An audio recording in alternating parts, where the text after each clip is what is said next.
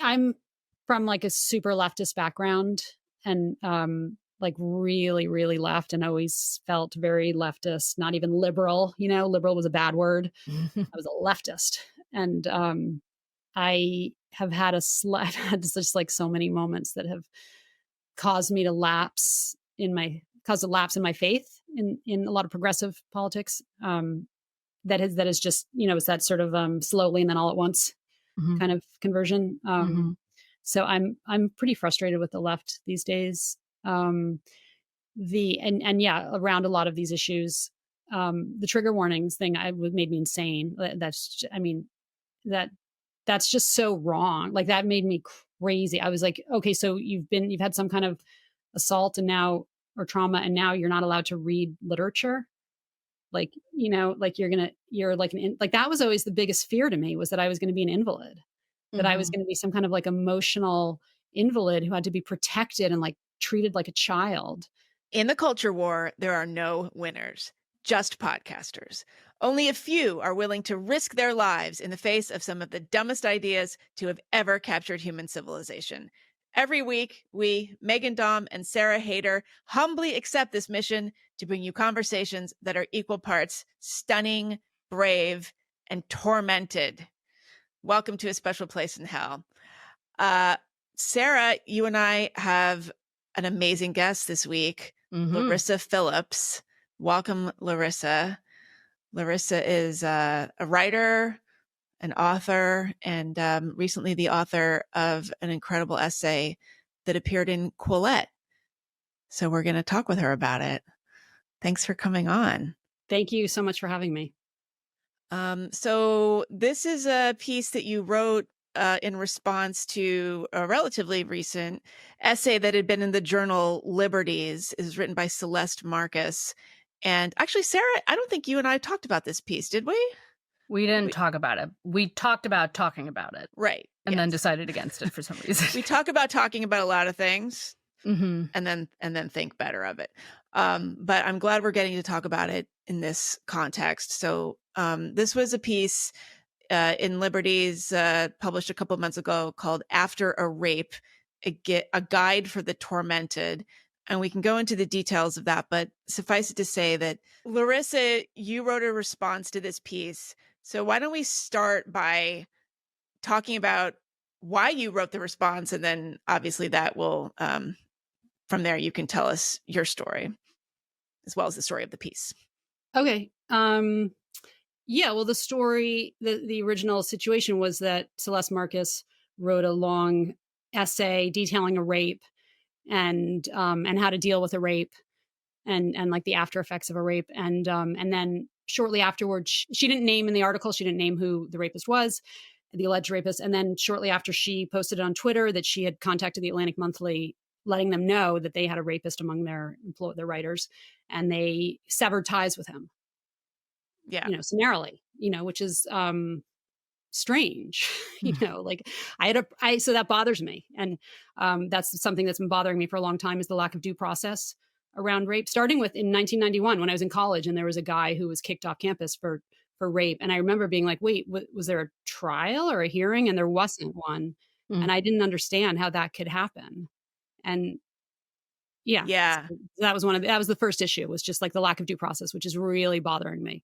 Yeah, I know. So that's interesting. So Larissa and I were in college around the same time, and we can maybe in a little bit we can sort of talk about everything that's transpired since then. I mean, these were the days of the Take Back the Night marches and all that kind of thing. But we should say, so in Celeste's piece, which appeared in Liberties, which is a journal published by Leon Wieseltier, formerly of the New Republic, who was himself Me Too'd out of sort of mainstream publishing and started his own journal with Celeste, by the way. So they were sort of business partners.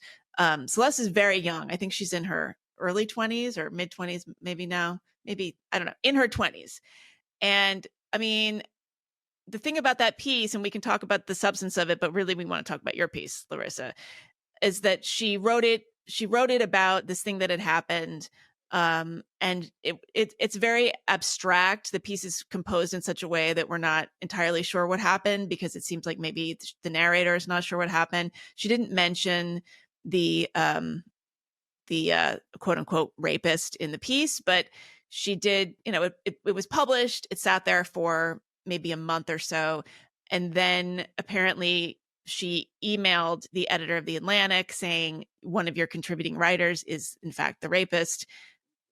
The editor wrote back and said probably something that was ill-advised, sort of, we're sorry that happened to you kind of thing. We take this very seriously. And that was that. She later screenshot that email correspondence and tweeted it, and thereby revealing the name of the person who had raped her allegedly. So that's how that went down. And you wrote your piece incredibly quickly, we should say. I mean, it's a magnificent piece of writing, and it I wrote a details. I wrote a piece really quickly. The piece I submitted to Quillette, I wrote like one of those moments where you just are like, just flows, you're just like, I got something to say. I'm going to say it. It's on paper now. And it was really easy. And then I sent it to Quillette and they accepted it. And then kind of like right at the last minute, the editor was like, would you consider restructuring this? And then we spent a month working on it. Oh, okay. Okay. So, I mean, we should say you were raped really brutally and violently by two men in Italy when you were a student. I wasn't a student. I was done with college. Oh, you were done with college. Okay. You were a very young person traveling around. So you were in your early 20s. Yeah. Okay. And so you talk about this in the piece. It was published in Quillette. So initially, did you have any plans to write about your exact story? Or was originally you were just sort of responding to the way Celeste had presented her story? I definitely had, there were elements of my story in the original piece, like quite a bit, because that was I kind of mirrored her essay. I was like, here's an alternate version of, 30 years after a rape, how it looks. And so I really like mirrored her essay, and I used a lot of my story. But I think that one of the issues was that it was too confusing. My story is so complicated. Like there's so many elements to it. So the editor, Jamie Palmer, was like, he really encouraged me to sort of like tell it in more detail. Mm-hmm. Well, Okay. I wasn't confused reading it. It Well, was that's because that's I mean, yeah, but the process worked because I felt yeah, like it was. I didn't even realize how long it was until. it's really long.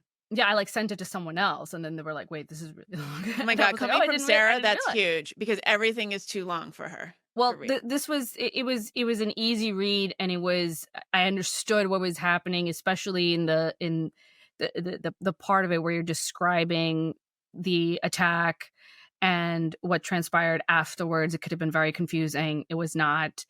And I feel like I understood what had happened with a kind of clarity that I did not get in the original essay that Mhm. prompted you to write this, which was a Yeah. very frustrating read. I had a Mhm. very polar opposite reaction, not only because of the political message, which was different, but just the writing style, I suppose, or maybe we're talking about quality. I'm not sure. I'm not the writer here, so I don't know what exactly was so frustrating about it, but I It did was a little feel as coy. if. Huh? I thought it was a little coy. It didn't tell. The I don't first know. piece. Yeah. Well, I Yeah, mean, Larissa had specific details and facts. So Yeah. that goes a long way. it was as Yeah. if she was trying to be more poetic almost, and like trying to evoke all these emotions in us that did not feel earned, I guess.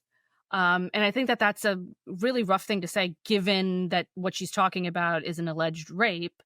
But that is how I felt. I kind of felt as if I was being manipulated throughout her piece, but I did not feel that way with yours at all, which was Well, Larissa, can you just give us a kind of thumbnail sketch of your story? I mean, obviously, we're not going to be able to do it justice in this conversation, but just so people have an idea of what we're talking about.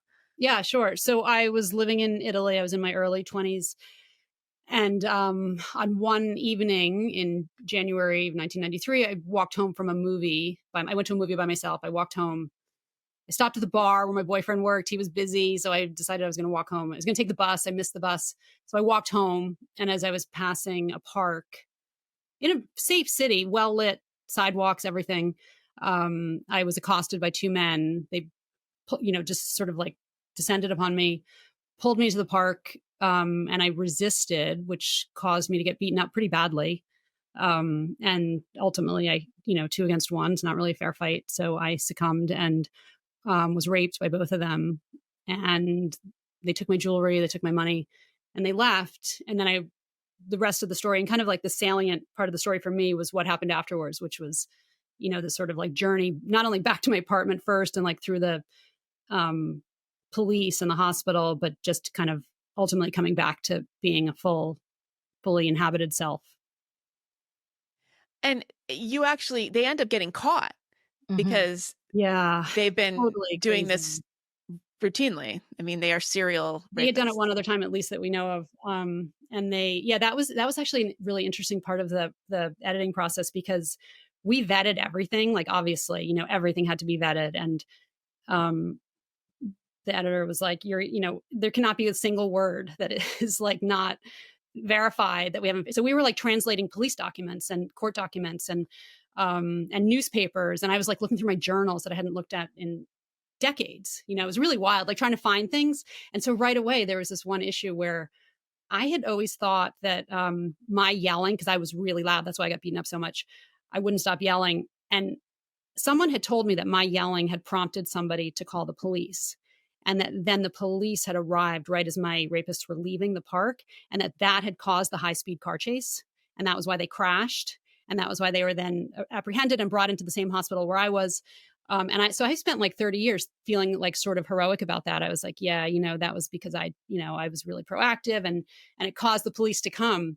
And right away, the editor, Jamie, he gets a newspaper article translated, and he's like, no, it says in here that it was a totally random traffic stop, like many, many blocks away. Mm. And it was because they were driving erratically. And I Oh was my like, god. what? Like, how? That's crazy. How could I? There's no way I made that up. And so I was like looking through my journals, and I did finally find where the lawyer had told me that in like months later, like in May, she told me that. So we still like couldn't really verify that that was exactly like that was the catalyst, that my yelling was the catalyst for the police coming and resulting in the apprehension. But yeah, it was just interesting. Like, it was and like so many aspects were like that, just like digging. It was like crime reporting almost. Mhm. So this happened to you. You endure this event. You end up going back to your apartment. Can you sort of take us through the timeline a little bit? Like you're deciding to go to a hospital. Like how did that all go down? Yeah, because that was like kind of one of the cruxes of the whole issue for me and how I looked back on this. So I walk back home, and I don't have a phone in my apartment. So I have to call from the phone booth.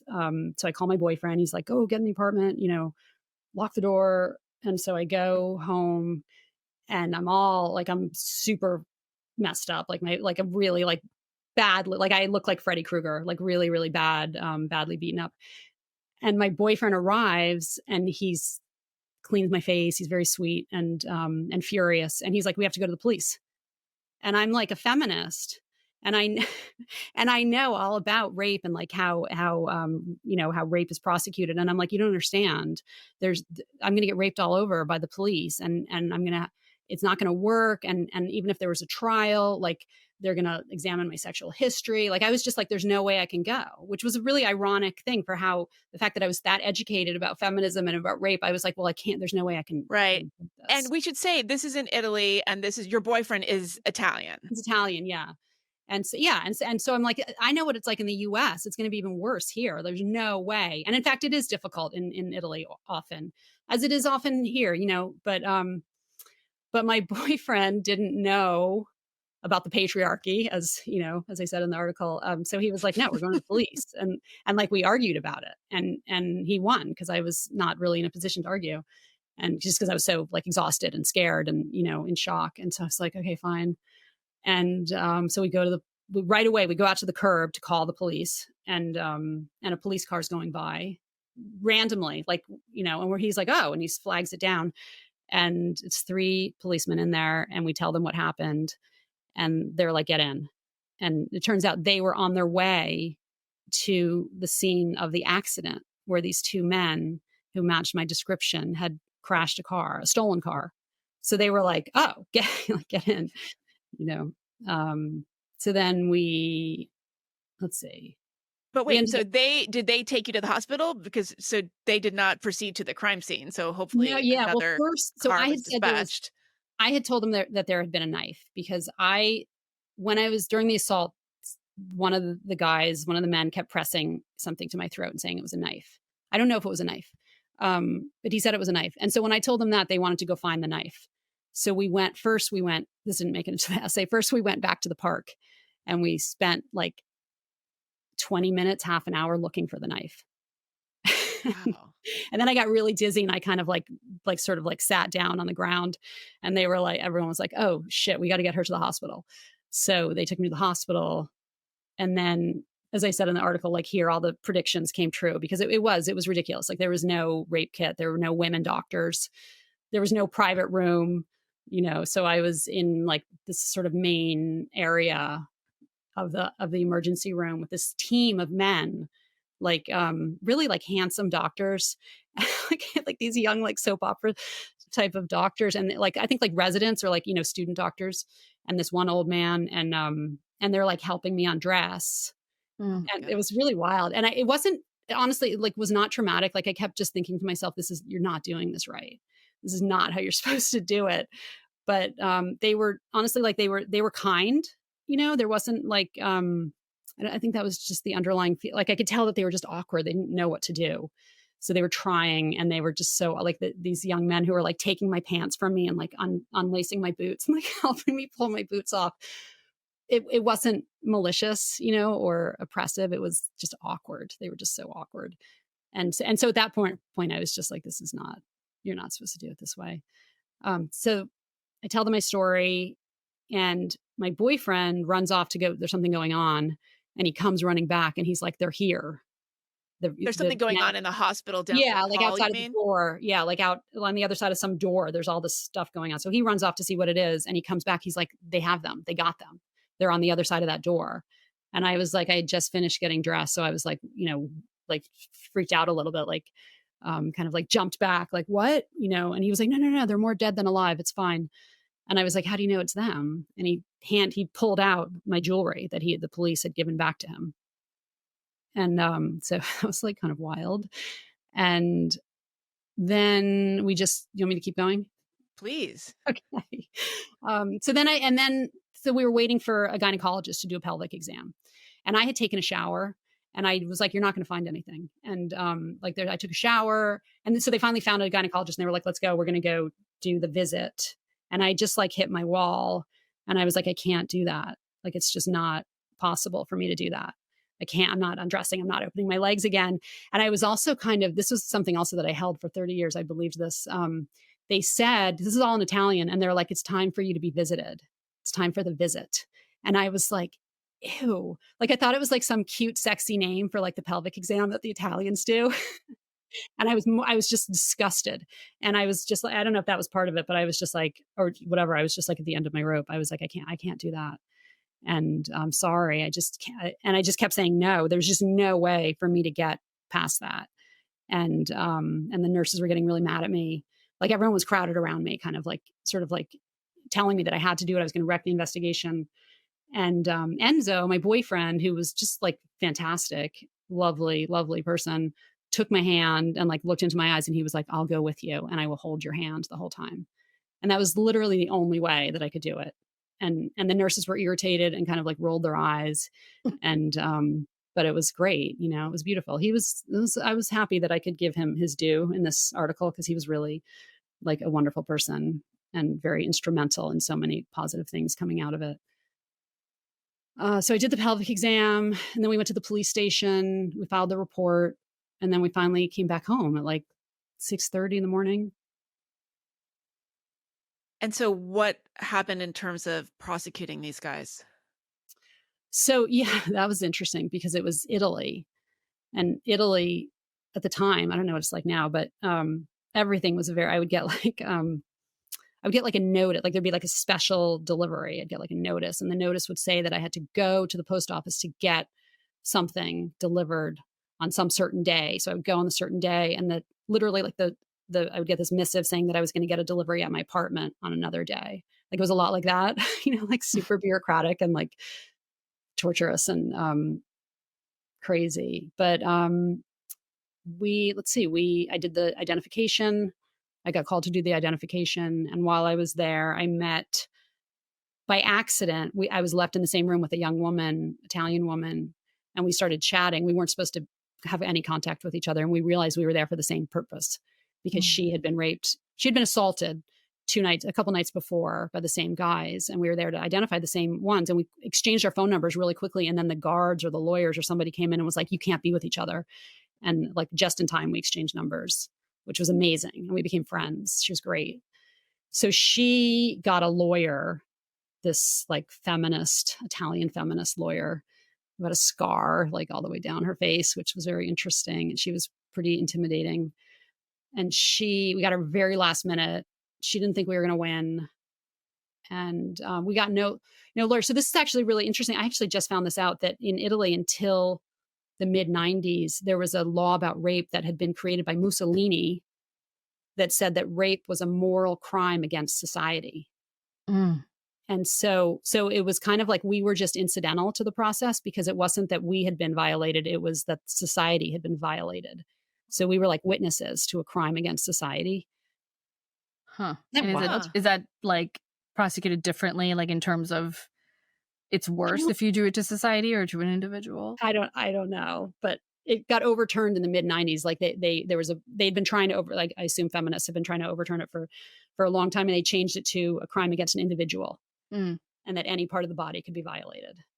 Mhm. Hmm. I thought that was so Mm. interesting because it was like, why I thought we would get lawyers too, and we weren't assigned lawyers, and they were assigned the assailants were assigned lawyers, and we were just witnesses. It wasn't about us, and so the fact Huh. that this other woman got a lawyer was proactive and outside of the norm, Mm. Mm. and And she helped us. And go ahead. oh, no, I was gonna say presumably so she was Italian. Were you the Yeah, this is only all in Italian. American you were the only foreigner in this mix? Yeah, I was Yeah. so scared to testify because I thought I was gonna have to testify up until the last minute, and I was like, "Should I testify in Italian or in English with a translator?" Yeah, I Like, was I gonna didn't know. say, Yeah, like, how good was your Italian throughout all of this? Because 'Cause I'm imagining you're speaking Italian and so are they? yeah, it was all in Italian. My Italian was pretty good. I would go days without speaking English, but the law stuff was crazy because I don't know a lot of the lawyerly terms, and she talked really fast. So I would be like, like I'd be like really focusing and like thinking I understood, and then I would leave and be like, wait a minute, what did she say? And the other thing that happened was in the police station, even and in the whole first night, like I didn't know the vocabulary for violence. I just didn't. It wasn't like a pack of vocabulary words that I'd ever encountered. So I was always like kind of saying like, and then he hit me, but strongly, like sort of modifying like the Right. words that I did know. Mhm. So, So, Mhm. what do we end up knowing about these perpetrators? Like, who were they? oh yeah, that's interesting. So they were Moroccan, and they were undocumented, but I don't know anything about them really. They were in their early 20s, but the one thing that I do know that didn't make it into the article because it was not on the timeline, but about like I think it was like in April. So the assault was in late January and the trial was in late May. And in April, this woman came to my house and started yelling my name. Like I had a second floor apartment, and I leaned out my window, and it was this Moroccan woman, and she said, "I want to talk to you about what happened in January." So I went down and talked to her, and she said she was a cousin of one of them, and that she wanted to tell me not to testify, and she was like begging me not to testify. She said their kids were going to go hungry if I testified, Wow. which was So they wild. Yeah, had I mean, they were pretty young, probably and those married guys had apparently, yeah. with children. It did, in retrospect, it did kind of remembering that it made me like it sort of soothed my sort of nagging, not nagging, but like just it occurred to me like, what if I did, after the Al Siebold, who wrote a memoir Yes. about rape, and then it turned out she Yes. convicted the wrong guy. And that actually occurred to me. And then I was like, wait a minute, that like reading my journals and reading about this incident, I was like, no, she was very clear that they had done it, but they were still good boys. Right. They hadn't meant it. They were drunk. Wow. Wow. So And did I they had end I had actually already grappled with that. Like once I got past the idea of, that I was going to testify or that I was going to participate in the prosecution as much as I could, I started thinking about the racism of the courts, and I was totally aware of the fact that I'm a white American. The other woman was a Italian. And then here were these Moroccan men. And of course the courts were going to side with us, like, and I was super leftist. Like I was completely passionate about all this stuff. I mean, you see this in the news sometimes, like women who won't testify when like their boyfriend gets murdered or they're, like there are these cases. And I don't feel that way anymore, but I remember feeling that way and really feeling like I shouldn't participate in this. But I went through a whole thought process where I was just like, it's not rocket science to know that you're not supposed to rape people, like, Right. and Yeah. so I can't be responsible for the consequences that come to someone who's taken that path.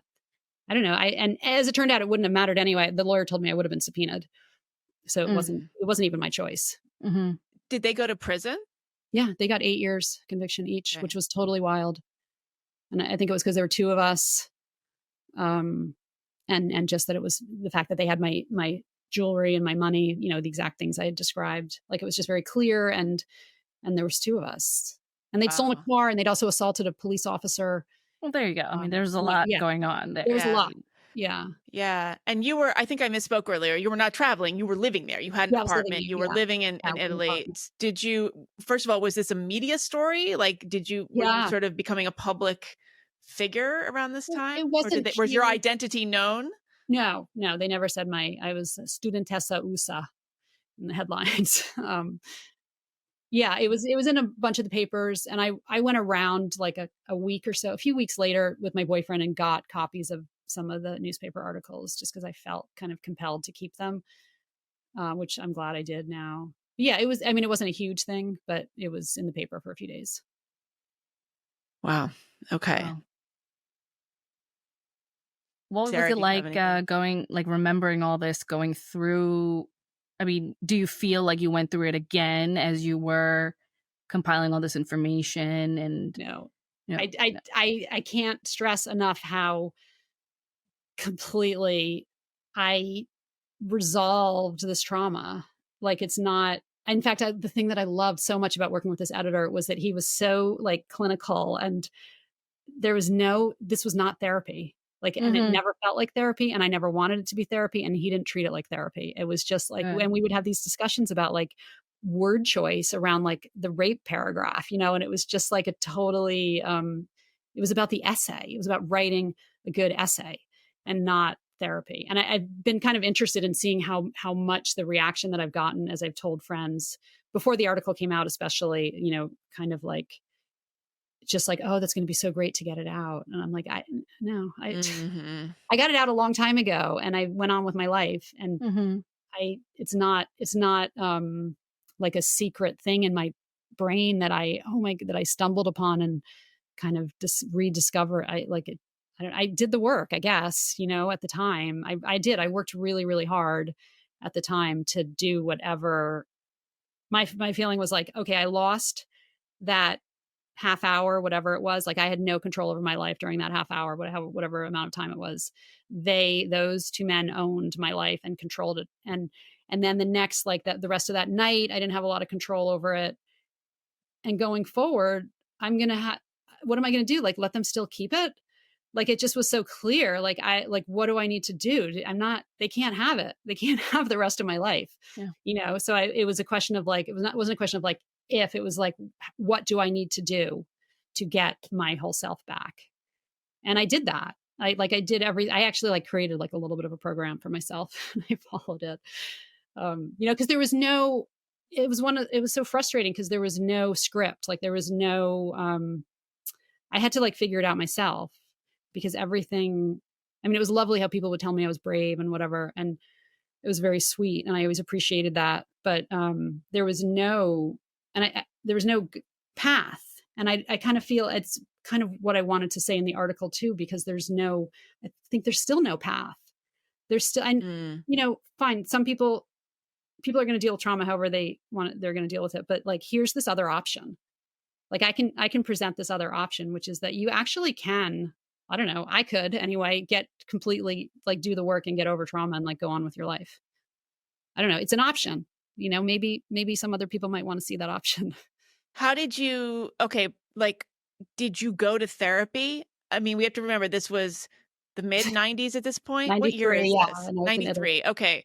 So, I mean, I think this would be very interesting for people who, like, are not from that time. Like, there it was not like you were sent to counseling, or it's not like, Oh, yeah. you were immediately sort of deposited into this trauma recovery No, and world. even more so at that time, I don't think, I mean, none of us knew anyone who'd been raped. Like, I was Oh. the first person anybody knew who had been raped. Maybe people had been raped, but you didn't know it. We nobody knew anyone who had been raped. Even, like, in college, date rape, like, Alright, there was yeah, that whole conversation yeah, going on. yeah, there was that, but nobody knew anyone who'd been violently raped by a stranger, Right, right. and I knew a few people who'd been date raped, but not like, you know what I mean? Like, not like the ambiguous cases. Um, Yeah. Right. like everyone was drunk, and like that kind of thing. Anyway, so yeah, so none of us knew anyone, and I knew about, my mom's a therapist, like I knew about therapy, but um I'm not like a huge fan of therapy. And I went to a therapist, and she was nice, and she kept telling me how brave I was, and I was like, That's not, I don't need that. That's not what I'm looking for." And I didn't go back. And it just, I don't know, it just seemed like there were more active things that I could do, So do you want to, can I tell you about my program? Yeah, Please. yeah, I was gonna ask.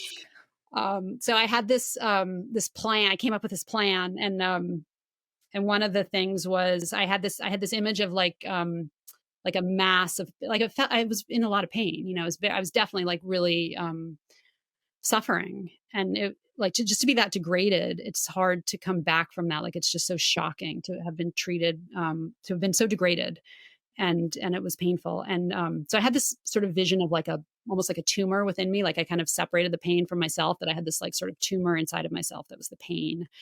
And I had this idea that I had to just like chip away at it to get it out. And I decided that the ways to do that had a lot to do with exhaling. So talking was really good. Anytime I could talk, anytime anybody wanted to talk about it, I wanted to talk and tell them about it. Exercising I thought was really good, like breathing out. I just had this vision of like breathing out. Like every time I breathed out, there was another little piece of the pain coming out. I thought crying was really good. So anytime I had like a cry coming on, I would prioritize that. I would go to work late if I was going to like sob, like have a good cry. And then I thought laughing was really good. Like laughing was like amazing. And my friend, my best friend, who I shared, who was my roommate, was one of those really really funny people, and like she's just very funny. And I remember like maybe 2 days, I think it was really like 2 days after the rape, she made a joke about the rape, and then like looked at me like totally stricken, like was it too soon? Oh my god. No, and it Those were was, the days. I know, and it Oh wasn't my too god. soon. It was like amazing. It was like like after 9/11, the first time you could really laugh, or after a funeral or something. It was just like so cathartic and amazing. And so laughing, I felt like, was really really important. And I thought smoking was really bad, and I love smoking, but I can't smoke because I like smoking too much. And when my boyfriend showed up in my apartment that night, he handed me a cigarette, like typical Italian, like, here you go. And I was like, oh yeah, smoking is good. So I was always trying to Yeah. quit smoking, once I kind of got past that immediate crisis. And so that was one part. And then I also had this idea that I needed to think of because like just the whole shame thing, you know, um, like I was like, I'm not going to do that. I didn't do this. I didn't do anything wrong. So I Mhm. didn't, but I had to work at that to like really keep that sort of thought really clear in my mind that like hadn't done anything wrong. So I had this idea that it was a car accident, or I had that as a standard. I was like, okay, so imagine if you'd gotten mowed down by a car, you had to go to the emergency room. That's what happened. So anytime I was in a weird situation, I'd be like, what would you do if this was a car accident? How would you talk about this, or how would you think about this? So for example, like maybe 10 days after the rape, I ran into a girl that I kind of knew, like an acquaintance, and I was like, you could, maybe I probably still had like a little bit of bruising, but I could have gotten away with it with not telling her. And I was thinking, so I was like, what would I tell her? Would I tell her about a car accident that landed me in the emergency room? And I was like, yeah, I would. That was 10 days ago or a week ago or whatever. I'm going to tell her. So I told her, and it was really awkward. And I was like, like breathing hard as I told her, and she was totally awkward. But I was just like, that's what I have to do. Like, it has to be that. So I always Mm, held that as a standard. mm.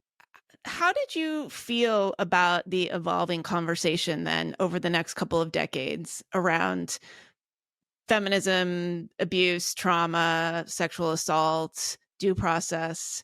Katie Roiphe's book came out in 1993, which you reference. I mean, it's funny. So you go back and read that book now, it's so anodyne. It was called The Morning After. It had to do with the sort of culture around Take Back the Night, you know, college camp rape hysteria. I don't even think she used the word hysteria. If she did, not frequently. But it was a huge stir. Katie Roiphe became a pariah, sort of the original thought criminal. But And the it just got conversation, worse. what's that? It just got worse since then. Like, Yeah, I mean, it really, yeah. So as the 90s progressed, this was more and more in the air. Then you get into the 2000s, fast forward all the way to Me Too. I mean, what kind of person were you, like, in the world as a woman, as a feminist, as a writer, as a person just sort of thinking about these things and talking about these things? Where were you at politically and otherwise? Um, I'm from like a super leftist background, and like really, really left, and always felt very leftist, not even liberal. Liberal was a bad word. I was a leftist. And I have had I've had just like so many moments that have caused me to caused a lapse in my faith in a lot of progressive politics.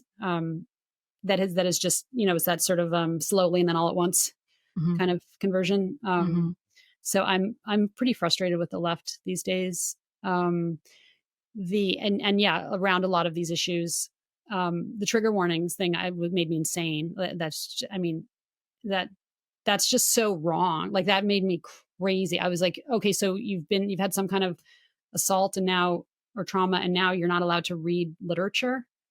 Like, like you're like like, that was always the biggest fear to me, was that I was going to be an invalid, that I was mhm. going to be some kind of like emotional invalid who had to be protected and like treated like a child. So I didn't understand that at all. And plus, trauma and PTSD, I don't know. Somebody just asked me recently if I still had PTSD, and I was like, I never had PTSD. PTSD is a disorder.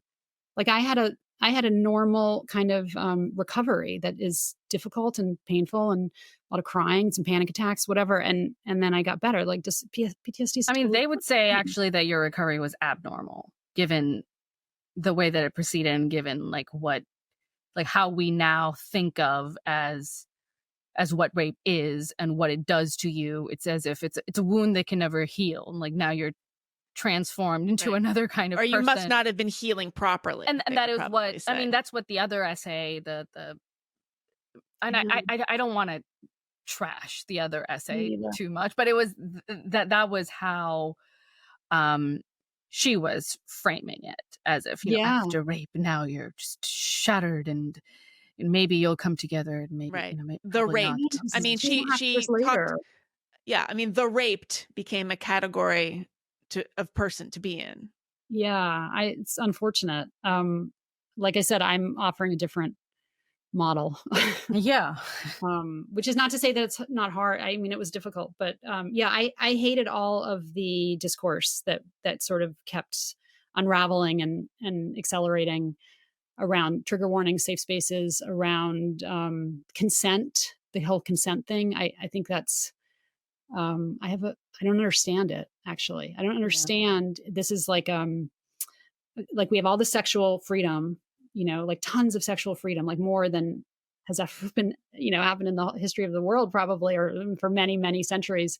And and so in order to regulate it, we're going to have this verbal contract that, and if the verbal contract is violated, there can be like unbelievable consequences. Like a boy, especially, can be kicked out of college or lose a scholarship or lose his job or whatever. But like, what are the like? So you give consent every step of the way? Like, when do you stop giving consent? Because my understanding is even after penetration, you still have to give consent. Yeah, every To time. orgasm, Every perhaps? thrust, you have to give consent. Yes. You Yeah, have to and get you you cannot come unless you actually give it's consent. like, who came up with these ideas? These are terrible ideas, and it's a flimsy contract. It's like, if you want a contract, it's not a good contract, you know? Were Yeah. you talking about this stuff with people over the years? Your other And leftist friends? if they didn't get mad at me, yeah.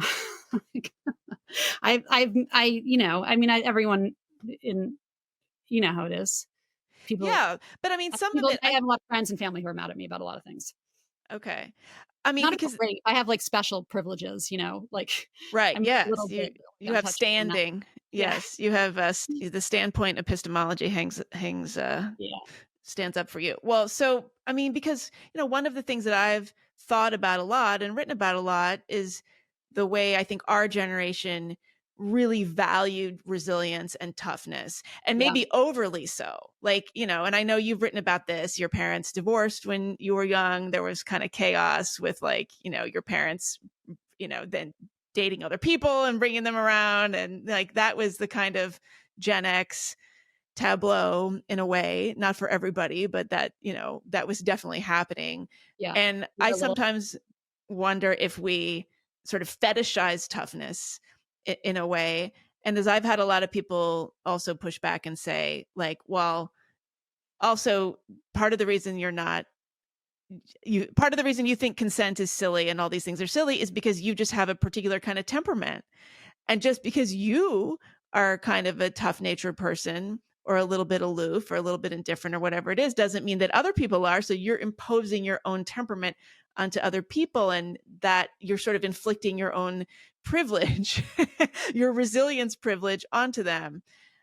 And, I don't know if you have thoughts about that. I mean, I think there's maybe some validity to that, actually. I've had to think about it, but it's a little bit counterproductive in terms of living a good life in society. I mean, if somebody has no resilience or is so timid, I don't know if verbal consent is gonna take care of that. Yeah. But, like, I don't know if that's a good solution. I mean, I don't know what the solution is for the sexual freedom that we have, how you're gonna regulate and protect people, because it's hard to control, and it's hard to control outcomes, and I don't know what the answer is, but I just think verbal consent, even if whether you're resilient or not resilient, I think it's a terrible, Yeah, um, it's a terrible model. It's a terrible practice. way, and how would it? There's just no way for it to for us to have the kind of freedom that we have, and then at the same time say, but those some people are so, so Fragile. vulnerable and fragile, Right. and we can't change it. Yeah. Well, then they should just be protected and have arranged marriages. Yeah. I mean, and Right. that's You need burqas, or you need enforced marriage, Yeah. or you right. I need mean, contracts. but that's what that's how really really conservative cultures, like the one that I come from, like that's how they think about it. I mean, not in this psychological mental health therapy sense, but they come to the same conclusion, which is Mhm. that women are fragile and need to be protected, and we're like dumb, like we make bad decisions that we later come to regret. And so the adult males around us have to make these important decisions for us to Yeah, protect us, and Mhm. yeah, it's always sold as, this is for you, we're doing this for you. Yeah. And it's really sad to see some of this language creep back in without any kind of, like at the same time, there aren't guides like the program that you created for yourself about, well, how to recover, how to mhm, actually just get over it and be a normal human again and have kind of a healthy relationship with your past to the extent that you can have it. It's just not enough. There's no guides. yeah, And if anything, it's, I have trouble discussing my past. Not to say that I have like the kind of experiences that you have, but I have some experiences that, might shock people, but I don't like to talk about it because then there's the label. And like in your case, it's rape and, rape victim. And once that's there, it feels as if now others are imposing upon me and understanding of my own past, and they are telling me who I am and what motivates like my current behavior. So if I say that I have, such and such kind of relationship with my mom or my dad or whatever, or something happened when I was 6 and it was there, then there's this, well, this explains why you do X or Y or Z. And then I think, no, I didn't say that. And I don't like that you presume it, and it just feels as if we're all therapists, we're all just, but the worst, the worst psychoanalysts alive. And Yeah. we're, digging through even other people's pasts as a way of understanding them and not listening enough to the things that they are actually saying. Mhm. And so it frustrates me so much that there are some things that, are harmful things that happen that I, in another scenario, would find beneficial to talk about, in that, I could help others or whatever, but then I don't want to, because then I don't want to be a person to whom something like that happened. So my question, which this was leading up to a question, I'm sorry. We shouldn't do this so much. We should just like have like a limit on how long I can talk. But I'm wondering, do you still talk about it? Uh, like in that sense, in that you told your friends immediately after it happened that this serious thing happened to me.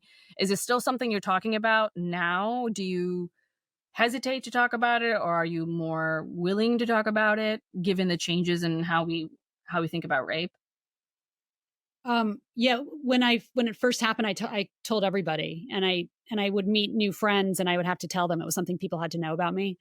And, and then that sort of started creeping away, where I would know somebody for longer and longer, and then it was like kind of only close friends. And then it just kind of at some point, I mean, I had kids, like once I was a mother, it was just not a priority. It Mhm. just wasn't something that I told a few friends here and there, but yeah, it wasn't something that I talked about. And I even had friends when the essay was coming out. I had a lot of friends that I was like, I have to tell you this thing about me that you don't know. And I wrote this essay because a lot of people had no idea. It wasn't something I've talked about almost at all for a Mhm. very long time. Mhm. Like, it just wasn't necessary to talk about. If it came up, I would talk about it, but it wasn't like I was not talking about it. It just wasn't important to talk about. It wasn't the most important thing about me. Are Mhm. your kids in their early 20s now, or are they teenagers? My daughter's 20 and my son is 24. So, Wow. how did they grow up around this stuff? I mean, what do you see in them and in their educations that might give us some clues as to why things have emerged the way they have? Around like the resilience kind of Yeah, thing. any of this. I mean, or what do they did they read your piece and were they like, "Oh my god, how could you have Yeah, this reaction?" the hardest thing about this piece was I had to tell my daughter about Mhm. the rape, and I had Mhm. never told her. She's 20, and I had tried once she got to be, like, around 16, I was like, "I gotta tell her." And it's a terrible conversation to have with your daughter, you know? Um, so I finally told her a couple weeks ago, and I was like, "Maybe she knows, she might have had an inkling." She had no idea. But she's amazing and lovely, and my son already knew because he'd overheard my mother talking about it at some point. My son is, he's 24. He suffers from a lot of this sort of stuff that boys or young males are suffering from. He's had like really rough teenage and early adult years. And he and I have had a lot of conversations about kind of coming back from dark places where I've never told him like graphic details, but I've talked a lot about just kind of that process of healing. And we've had a lot of conversations like that. Um, so my kids are a little different maybe than what you hear about Gen Z, because when in 2010 we moved from Brooklyn upstate. Mm. So they were largely raised in like a red rural area. And and my daughter in particular is like kind of amazing because she has friends from both sides of the political spectrum.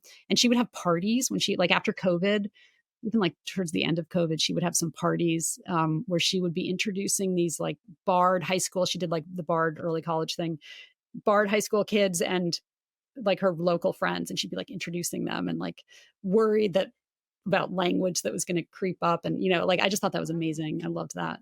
So, yeah, so they're pretty like tough and normal, and they didn't. They're not. They're not woke. Did And they're you kind of disinterested. Like, actually, like, when Trump got elected, I was trying to get both of them to, like, understand how, like, devastating and important this was, and they did not care. And I and I think it's partly because my husband and I, like, kind of nonstop talk about politics, and they're just like, "Ugh, can you" I remember my daughter being like, I know, it's unprecedented. I know. Are you gonna stop talking soon?" You know? Like, they just had no Eh, interest. How did the conversation go with your daughter about what happened? I mean, how long did it last, and was it emotional? Like, how much detail did you get into?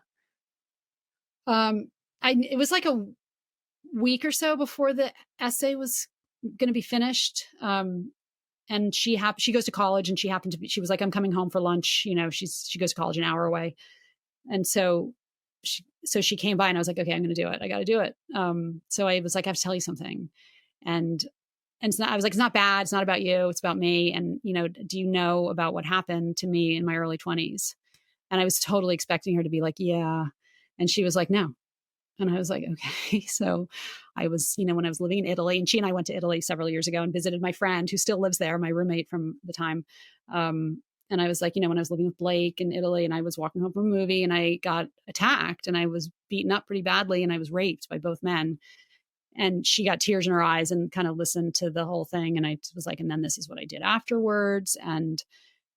Um, and now I'm writing this essay. I didn't tell her like really graphic details, but I just the outline. I didn't want to be like like secretive. mhm, And I told her about the essay and what the essay was going to be about. And I said, this isn't a secret. I have no, like, if you ever want to ask more, or if you don't want to ask more, either anything is fine. Like, this is not like a precious secret or painful thing for me. Like, you're always welcome to talk about it or not talk about it. And when the essay comes out, you can read it or you cannot read it. It's totally up to you. And she, was like, "Okay." And then that night she texted me really, really sweet text about how she thinks I'm strong and smart, and and that she was proud that I was doing something so significant with my writing. And then we've talked about it a few times. I actually, when I put it up on Facebook, and my Facebook feed is like, I mean, Twitter's one thing. My Facebook feed is like relatives and friends and horse people, because we're in the horse world, and a lot of her childhood friends and their mothers, and I was like, "I put it up on Facebook. I hope that's not awkward for you." And she's like, "No, it's not awkward." Like, she's just very sturdy and cool. good. How incredibly powerful for you to be able to say, like, this happened, it's in the past, it's contained.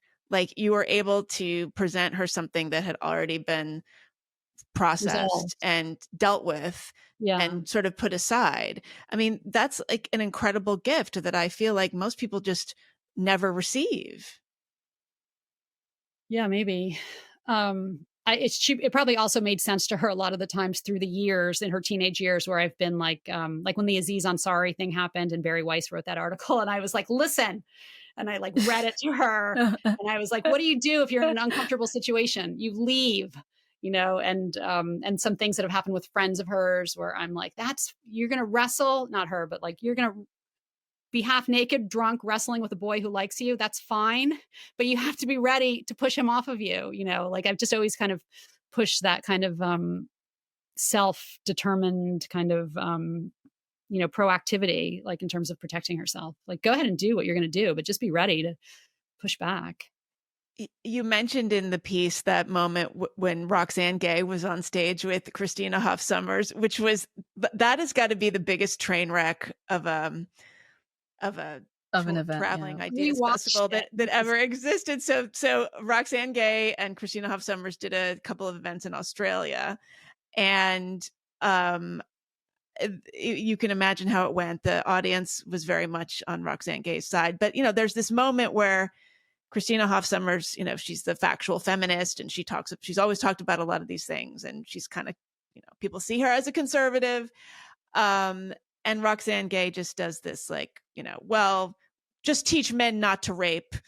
And it's a mic drop, and the audience erupts in applause. And the whole teach men not to rape thing is so banal and meaningless and exasperating. Yeah. What do you make of that? How can we get past that? Yeah, I don't know. It's crazy because as Christina Hoff Sommers has said, there's always first of all, there's always gonna be psychopaths, Right. you know, and also, like, maybe you probably could teach men maybe on, like, Sarah Lawrence campus not to rape, but are you gonna leave the Sarah Lawrence campus? Well, Are also, you like, they are taught not to rape. yeah, People are taught not to rape and yeah, murder and steal. Yeah, teach murderers not to murder, Murderers need teach to be taught thieves not to not to murder. steal. Like, I just, but I think what that, it inadvertently reveals is that so much of what we're discussing when we talk about rape and sexual assault are actually cases that are not like yours. Like, they're not cases that are like unambiguously a crime, yeah, and you can just then of course you can't teach that those rapists not to rape. Like, yeah, nothing was going to stop them. They were criminals, they were going to do it. yeah, But then the teachable rapes are the ones that seem like they're really just kind of a weird event happened, a weird date, an awkward encounter, and Right. maybe people were drinking, and that's Always where that comes in, right? 99% of the time they're drinking as well too. yeah. Yeah. I know there are, like, gray areas, absolutely, and there is real date rape, and there are real things that happen between people who know each other, and, um but I a lot of that makes me really crazy because most rape is, is committed against low income women. It's not the real issue is not on the college campuses, and it really is, like, offensive, and I mean, if to me, everyone talks about cultural appropriation, to me, it's like trauma appropriation.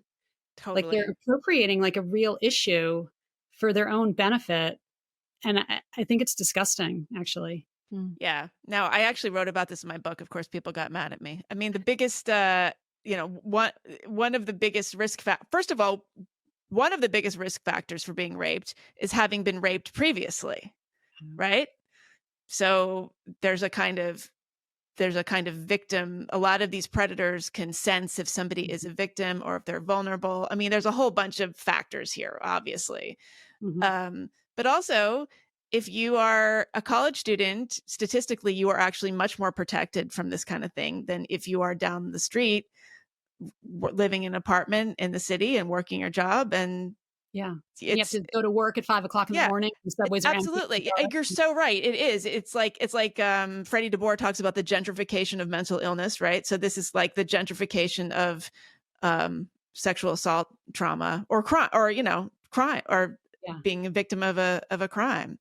yeah. Um, I've also heard people talk about how if they were, well, Mary Gateskill has actually talked about that. So, she had that fantastic piece in Harper's, I think it was in the mid 90s, on not being a victim, about how she was in a precarious sexual encounter, and she had to kind of talk herself out of it, and the guy was really creepy. And then she talks about later she was raped for real, like another time down the road, like violently. Mm. And I think she says, and I've heard other women say this too, that the for real rape was less traumatic in the end than the thing that was ambiguous, Mm. because Mhm. she the ambiguous situation, there was a degree of self-blame, and like, Mhm. well, maybe I caused this, or I could have gotten out of it, or something like that.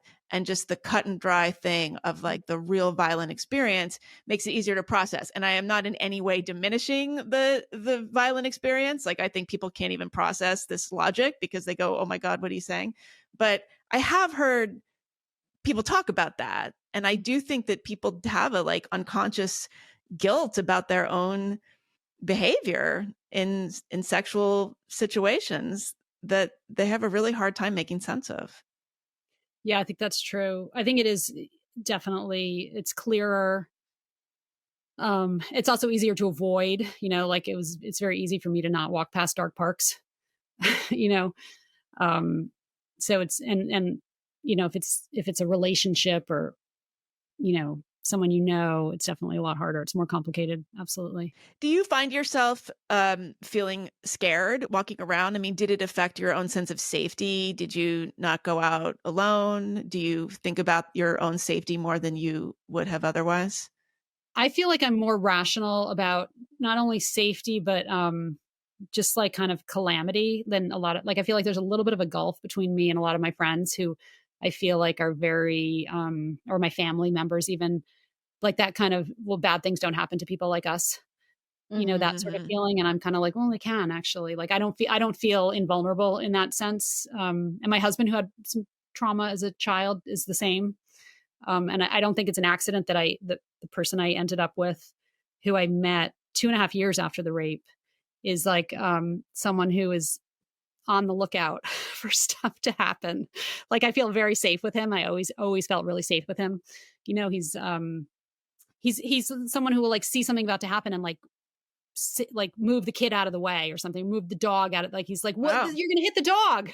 You know, he's like that type. And so yeah, I don't think that's an accident. And I didn't one thing that I think might be related is I don't camp like like I grew up camping and my husband doesn't camp, so that's part of it. Like if he'd wanted to camp, we probably would have camped, but it seems a little crazy to me to like just sleep in a tent with no protection. Like that just seems weird Yes, to me. for lots of reasons, but Yeah. Or that like one in even like particular. your kids sleeping out in the backyard, like that seems a little weird to me. Like Mm. I'm not so blithe, I guess, about safety. But I don't feel like it's you know, damaging. I just feel like I don't know, I feel like I see the truth basically. And the first few years, I used to be really afraid of home invasion. Like I would wake up in the middle of the night, like, and be like, "Is the door locked?" And like, Mhm. and home invasion movies are like, I don't know why anybody watches home invasion movies. I think they're Oh. terrifying. Well, speaking of that, Christine Blasey Ford's memoir just came out. And she spoke in the hearings, the Brett Kavanaugh hearings, about how she had to like install extra doors on the front doors of her house because of the repercussions from this trauma. I think that we later learned in the memoir that it's actually because they had tenants or they were remodeling their house in a certain kind of way. I'm not sure. I haven't read the book, so don't quote me there. Um, I've been interested to see that the memoir is not being very well received. Um, all these 5 years later, or whenever, however long it's been, 6 years, and her kind of comportment around this is not as revered as it was at the time. And I wonder what you think about that. Yeah, it seems like public opinion has changed a lot. I feel like I changed a lot over that. Like I was definitely way more sympathetic to her when it happened. Like I wasn't sure, but I was a little more undecided. And now I'm like, ugh, I don't know. I don't know. I mean, I believe her. I believe something happened. I personally think he was in a blackout and he has no idea what happened. But I mean, it's very interesting with these a lot of these recounts of things because they're talking about the aftermath of the event. They're not talking about the event itself. I mean, you saw this too with Chanel Miller, who was the girl who was, supposedly assaulted by Brock Turner, the Stanford Oh swimmer, yeah, yeah. and she wrote a book about this. And we don't need to get into the weeds on that case, but uh, the book describes nothing of the actual event because she has no memory of it at all. And so the whole thing is about how terrible it's been for her afterwards. And but that is a separate thing. Mhm. The book itself has nothing to do with the event. But people don't seem to be able to separate that. Yeah, I think that's an interesting issue or concept because yeah, I totally agree with you. It's like the event is the crime is the event. But there is I did think a lot about that about in how like in the essay I talk about how I came to sort of realize how fortunate I was in so many ways. And one of them was that I live in a time and a place where I wasn't exiled or, you know, shamed or murdered or forced to marry my rapists, you know. I mean, the for so many women, being raped has meant being exiled from your community or, and being taken away from your possibility to have love or children or any kind of life afterwards. So maybe rape is different in that sense. That I don't know. I just was always like thinking about that the aftermath for me was I was so fortunate. You know. So how has the response to the piece been? What's the aftermath of this publishing experience? It's been amazing. Like I first of all, I didn't get dragged. I was completely expecting to get totally dragged. And I've been like, I guess I've been saying like, I guess if you write like a really brutal account of your rape, you're kind of golden, like no one can touch you. So I don't, because I have some Never like say never. yeah, I know it could still happen. But I have some real like feminist woke friends and they haven't said anything. Like there's been a silence, and I suspect that they disagree, but they're not gonna take me to task, which they should, but whatever.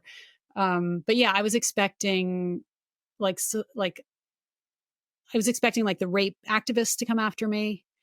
And I was just expecting a lot, and none of it has really panned out so far. And then I've just been like incredibly gratified and like amazed to have some people who I just absolutely admire and hold in such high regard retweeting it and complimenting it. Like that's been really like bowled me People over. like Ayan Hirsi Ali, who your former woke self would be cringing, perhaps. I always liked her. But here we are. Okay. Christina She's Hoff at that Sommers weird. was another She's one. kind of on a strange spectrum in that way too, because like lots of horrible things happen to her Right. Yeah. legitimately. So I think she's just harder to dismiss than somebody who just didn't have that kind of Yeah. past and No, background. I was when yeah, I was like, I didn't even like fantasize about that, you know. And Christina Hoff Sommers, who's I just absolutely adore. I was so thrilled when she retweeted it and said very nice things about it. Barry Weiss, Abigail Schreier. I mean, yeah, I've been like so amazed, and Roxane Gay, have you heard from her yet? I've not heard from her. I don't even think she's on Twitter really anymore. Yeah. Yeah. I mean, the discourse seems kind of like it's almost moot at this point, like in the sense that the problem that I'm seeing with younger people is not that, they're about to assault each other, but that they're not even they're not even meeting up, they're not even dating enough, I know they're not having uh sex they're enough. not having sex at all. They're not having sexual Yeah, relations, much less, assault. But do you think that that the Me Too discourse played a role there in kind of alienating the sexes from totally. each other a little more? Totally. Totally. I have a 24-year-old son and he has to be so careful. Like he's come home from like a few years ago, he was working at a restaurant and he was like, I wasn't flirting with her, but she's under 18. I just like was having a conversation with her and like somebody, yelled at him like she's under 18 and he was like stricken, and like he couldn't even like chat with her. And I mean, yeah, I think like they can't talk to each other. They can't flirt with each other. They can't, I mean, yeah, I think it's crazy. It's really sad. The Mhm. other thing that's actually the Me Too thing that's interesting about the article is I've gotten like some amazing retweets, but men won't retweet it. Oh, No men will retweet it right, of Uh-huh. except for course. one friend of mine. Mhm. But yeah, there's just too dicey still. And some of them have like emailed and Claire Lehman and kind of complimented it, or they've complimented it kind of um, you know, off of their own feed, but Mhm. they will not retweet it. That's So very What suspicious. about on Facebook? Will they talk about it on Facebook, men? I'm not, my Facebook corner is like so tiny. So I'm not sure if it's really Right. just friends with I'm them. always every time I go on Facebook now, I'm just amazed. I feel like, it's like 2007 still. Like people are just stuck in these liberal, it's like kind of baby boomer or older Gen X people just still with the Trump derangement syndrome, having the same recycled conversations about the patriarchy. That it's like, wow, Totally. it never dies. Like Yeah, it it's is. alive and well here on Little Facebook. It's time like they have warp. not been paying attention to anything. Yes, it is a time warp. Yeah. Yeah. I know. When I put my piece up, I was like, okay, I don't really do trigger warnings, but because all I put up is like pictures of my kids and like my animals. And I was like, Right. this is, a little out of my usual Facebook feed. Somebody on Facebook said that the reason that everybody is so much more curious about Kate Middleton, Princess Catherine's cancer than King Charles is because of misogyny, because they won't leave a woman alone with her own illness. And look how much space they give to him. It's like he's freaking 80 years Yeah. old.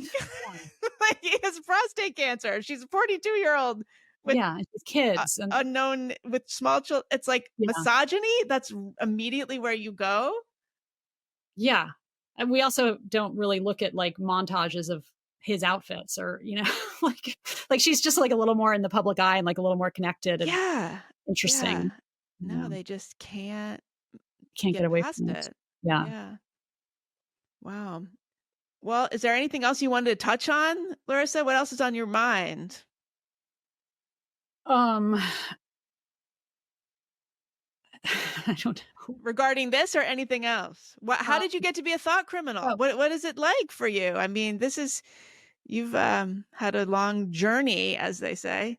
oh, yeah. Well, one of the things was moving upstate has been really interesting because when we first moved upstate, we moved from Park Slope, Brooklyn, and we moved into this red area where everyone has like Tea Party signs on their lawns, and and the Safe Act, which is like people are really angry about this gun safety act that got passed, and and we went through this. At least I did. My husband was always like a little more where we ended up, but just I don't know, just like kind of went through this conversion of kind of like realizing like I really like the people up here. Like I always say, I don't like Trump, but I like people who like Trump. They're like kind of cool. They like first of all, they can take a joke. They don't care who you voted for. And like I for years I've been like, okay, well I'm a Democrat. Like in conversations, and they're like, all right, they don't care. And then my friends, I have friends at home who like won't do business with someone who voted for Trump. So Mhm. I prefer that sort of like easygoing, you know, like okay. And yeah, it's so that's been like really valuable and meaningful to me to realize. I remember there was that article that I don't want to say the wrong journalist, but during the Trump presidency, one of her upstate neighbors snowplowed her driveway, and she That was was like, Virginia Heffernan, I "That's what I thought believe. it was." Yeah, and I was so appalled by that because they do that. They're so helpful and kind, and And my they have snowplows. they have snow. They They're like, have those things on the front of their trucks that plow the snow. yeah, and they You want to can't put help. that on a Volvo. Yeah, exactly. My son once drove off the road in a snowstorm, like it had snowed, and he drove off the road, and he was like gunning it and trying to get out. And these like upstate guys, pulled over, just like they were like move over, and they're like trying to get the car out, and they ended up just picking up his car, like getting it back on the road, like four guys, like big burly guys, and it's like that's what Wow. happens up here, and it's lovely, and I Yeah. appreciate it, and I like yeah, I it's just everyone's like way more complex than you think they are if you're just going to boil them down to who they voted for or what their lawn sign says. Mhm. Yep. We wanted to actually we saw your Twitter thread, or Megan sent it to me. Oh, yeah, you had well, because we were talking about therapy earlier, and you had a Yeah, we thread had the other day. a hangout also with our founding members yesterday, and that was actually a lot about therapy. So it was pretty Yeah. interesting to see We had a this. couple therapists in the group, We had therapists a there talking a about it. Did they have So that psychiatrist was nice. and a couple other therapists. Yeah, did they have well, problems with therapy?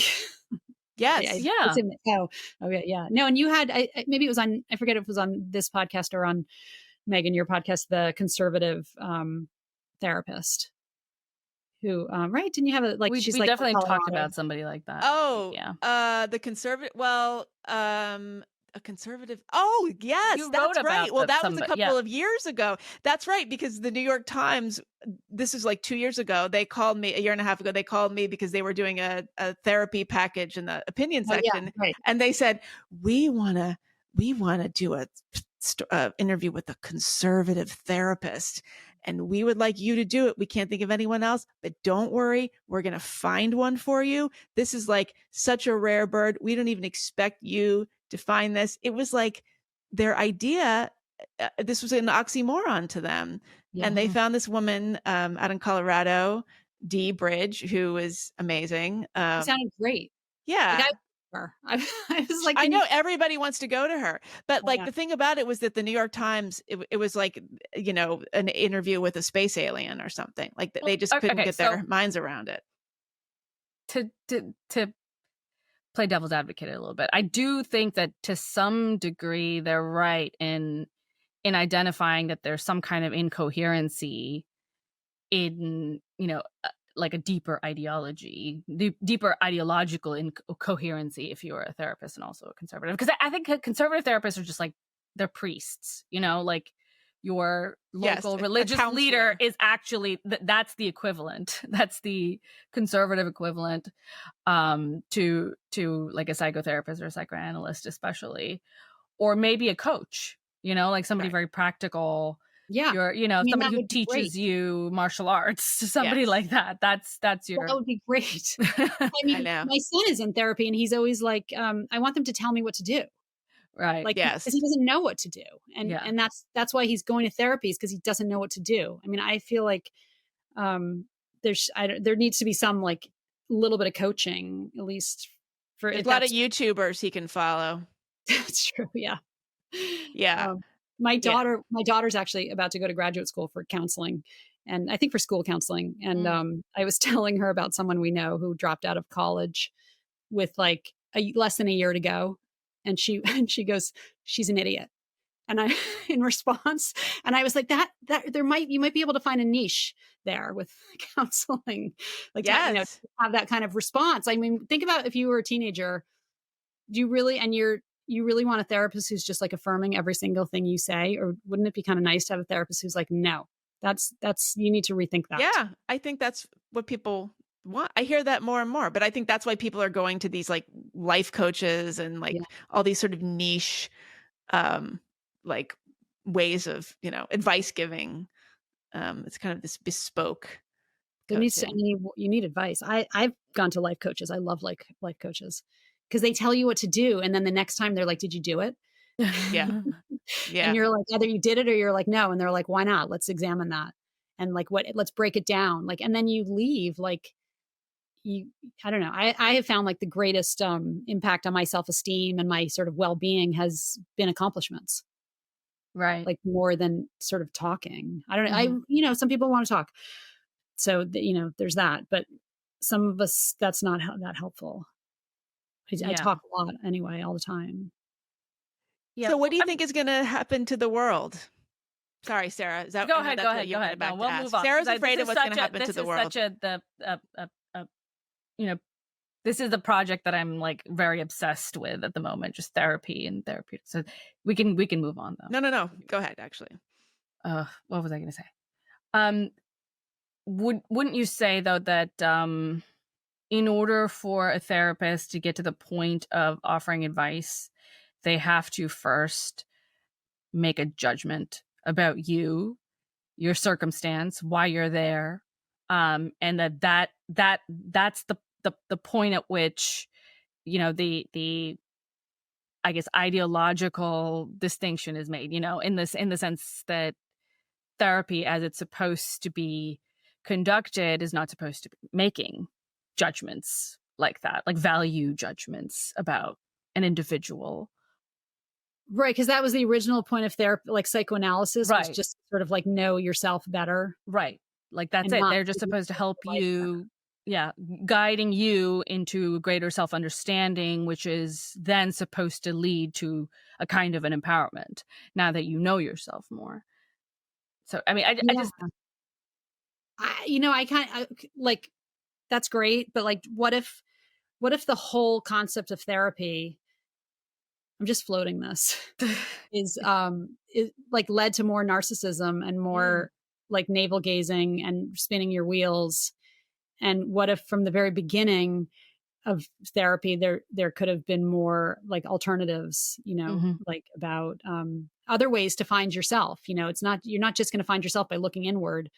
And some people don't want to look inward. Some people aren't that introspective, Why and is I think finding, that's I mean, I okay. don't want to find myself. I'm Yeah. not an interesting subject. Those are the I'm not, happiest people on earth. Right. Like as I said in the thread, like what if, like volunteering and like connecting with people, like those are actually, and especially now, as we know, I feel like it's very clear that we know that the lack of connecting with people is the real issue. So mm. are we going to just keep going with therapy and like keep doing these atomized kind of self reflections and self excavations? And, or are we going to, actually try to address that issue. I mean, doesn't that seem like therapy should do a switch? If the goal is like people feeling happier, then there needs to be more connection, Yeah. or Yeah. dancing or exercising or some, there's so many things that we know make people feel better. And so why isn't therapy, and therapy's like continuing with this atomized, um, examination of yourself. And Mhm. and also just the other thing that makes me crazy about therapy is like, okay, so you spent a couple sessions talking about your parents and your childhood, and that's valuable. And then what are you going to do with that? Most of us didn't get the childhood that we would have chosen. Most of us could make improvements to our childhood and our relationships and as children. But so what are you going to do about that then? Like that's kind of the question. And my experiences with therapy have been like that. It's just continuing to spin those wheels. Yeah, and relive it I don't and think it's that relitigate unusual. I it. don't think it's like I just had really bad therapists. I think that's kind of the way a lot of it goes. Yeah, well, and I think sometimes the therapist is working out her own problems. I mean, so many people become therapists because they I go hate into that. Oh my therapy gosh. Like, and they get hooked on it, yeah, and like so then they're you just hear that so projecting much their own from clients. students. Like I looked into this, or I started learning about psychiatry or psychology or whatever because I want to know what's wrong with me. And it's like, okay, Yeah. that's great. But now I'm alarmed thinking that you're going to end up, on the other side of a desk, and I have to have a conversation with Yeah. you. And it's a real crapshoot too, because you don't really know who you're gonna get. Like I know I have a friend who has told me about some of her therapists, and they're amazing, and she can afford really, really excellent therapists. And that's not who I've gotten. you know? And she has said also that there should be like like a time frame. Like that there should be like a goal and a time frame instead of this just kind of endless, which whatever, some people like to do that talking, and that's fine. But Yeah. for me, it has not been helpful. Well, before we let you go, what what is your prognosis for the future? Are you depressed about things? Are you worried about your own kids? Do you think that we're just in a strange period and there's going to be a swing, a correction or an overcorrection, or do you think we're just doomed? Um, I mean, I think we're a little doomed. But I think there'll be like a little bit of a correction, I don't know. I mean, the AI thing, I don't know. That's scary and crazy. And I kind of avoid that discourse because it just seems too depressing and there's nothing I can do about it. Um, I, yeah, I don't know.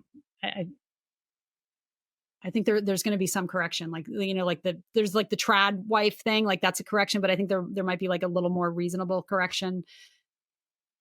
I don't know. I think we're kind of coming out of the craziness a little bit with the last few years, like the super woke stuff. Like I Hmm. think people are starting to be a little bit frustrated with the nonsense of just kind of basically like in some ways letting some very young um and maybe immature and maybe self-serving people sort of set these new rules that don't really work for most people. And yeah, I feel like people are kind of wanting to go back to like more reasonable, solid. But why do you think the older people allowed themselves to be taken over by the younger people? I think it's almost like a need to be young. I think it comes from baby boomers. They've always wanted to be young and hip and cool and not be the oldsters. Yeah. So I think baby boomers and to some extent Gen Xers, but there's many, many more baby boomers. They just want to do what the kids are doing because they identify as the rebellious kids. Yeah. That is their calling card, right? And so they Well, cannot get their minds around being the adult in the room. yeah.